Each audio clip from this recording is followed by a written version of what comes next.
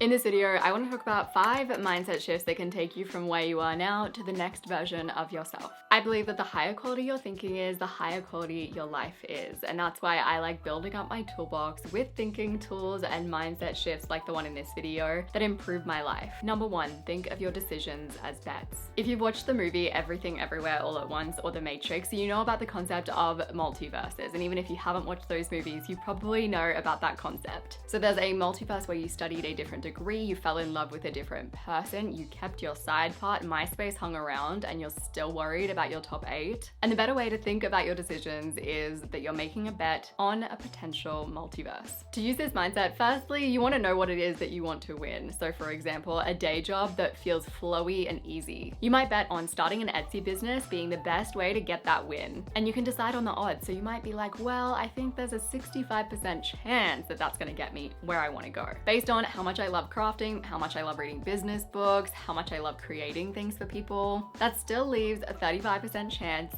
that you won't win that bet. In Anne Duke's book, Thinking in Bets, she says, "In most of our decisions, we are not betting against another person. Rather, we are betting against all the future versions of ourselves that we are not choosing. By treating decisions like bets, poker players explicitly recognize that they are deciding on alternative futures, each with benefits and risks. They also recognize that there are no simple answers. Some things are unknown and unknowable." Daniel Vassallo talks about making small bets when it comes to self-employment. His idea of a small bet is working with high intensity for a short amount of time, working on things that are very likely to pay off, even if the payoff is small, building on the easy wins, and doing multiple things at the same time. Number 2, you see what you expect to see. There's a really good study from the 80s that shows how real this idea is. A bunch of people were given a very obvious scar across their face by a makeup artist, then they were introduced to other people. Unknown to the scar wearers, at the very last minute, the makeup artist pretended to chuck a little moisturizer on the scar and took the scar right off. But the people who were wearing the scar adamantly believed that other people liked them less, were more tense, were more distracted because of the scar that they didn't have on their head. The subjects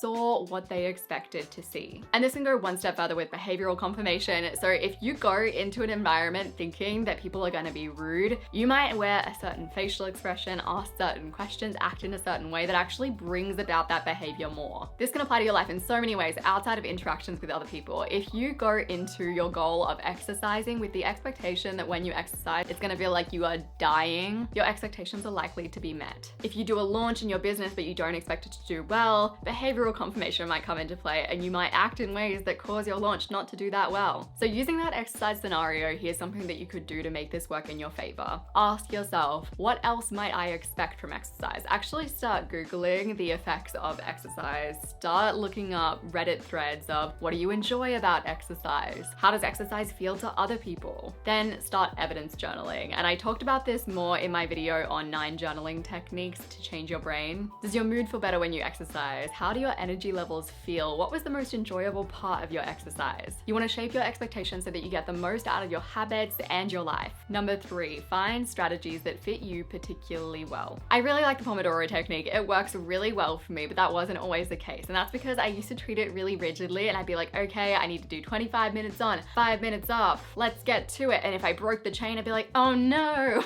I messed up my Pomodoros. And then I got to a point where I was like, you know what? I can still use this technique. I'm just going to use it in a way that works for my brain. So instead of trying to rigidly work with my circadian rhythm or whatever it is we're supposed to work with, I'll do a little 50-minute Pomodoro, 10-minute break, a 30-minute Pomodoro, 5-minute break, a 90-minute Pomodoro, a 20-minute break. I don't treat it rigidly. I just do flexible Pomodoros. And working in that flexible way is so much more suited to my brain. And those are the strategies that you want to collect. The strategies that make you go like, oh, that works so well for how my brain works. So in a study, they told one group of people a bunch of expert recommended financial advice. Another group of people, they asked them to reflect on things that had worked for them in the past when it came to saving money. Over the following month, the group reminded of their past strategies that had worked for them, saved an extra $230 over what they were meant to. The other group spent $50 less. And they found that the better the strategies fit a participant's personality and their situation, the better the outcome. Here's how to make this work for you. Number 1, find strategies that work work for your brain. I find that following creators that have a brain that is similar to me helps, particularly in the productivity space,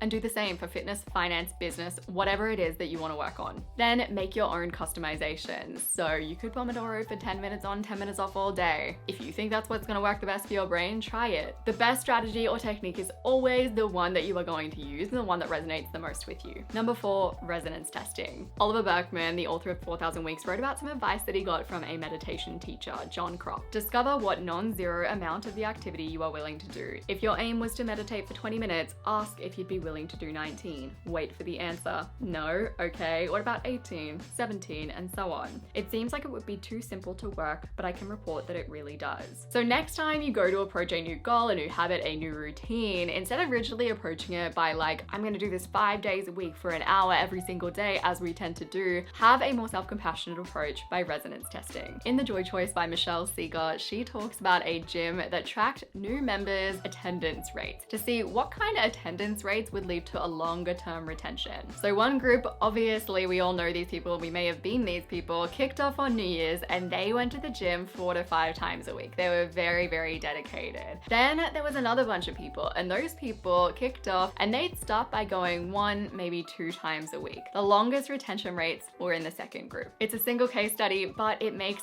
sense. Here is how to make this work for you. Instead of forcing yourself to go all in on a new goal or a new habit, or to go one step in like flossing one tooth, sit with yourself and ask, what duration of time or frequency works best for me? Throw a frequency rate or duration at your mind and see how your mind feels about it. Adjust until it feels right. Number 5, focus on the person that you want to become, not the things that you want to achieve. This year, you guys have seen me make a big shift from focusing on all the things that I want to do and achieve and have to focusing on the person that I want to become. A few ways that I've done this have been, number 1, creating a best self map. So a little map of all of the attributes that I want to embrace, the beliefs, and the actions. Number 2, holding my identity loosely. We tend to pop ourselves into these weird little boxes like, I'm not a people person, or I'm not an outdoors person, or I don't know, I'm a bookworm. That's not a bad box to fit into, but you get what I mean. Then we base our whole lives around those boxes, and sometimes those boxes limit us. The best thing that you can do for yourself is to hold those boxes loosely. And number 3, practicing being my best self, whether it's in my mind or in real life. If you want to learn more about this, I have a whole video called How to Become Your Best Self. I'm going to have it linked down below. As you can see on the thumbnail of that video, I say, stop being authentic, which yes,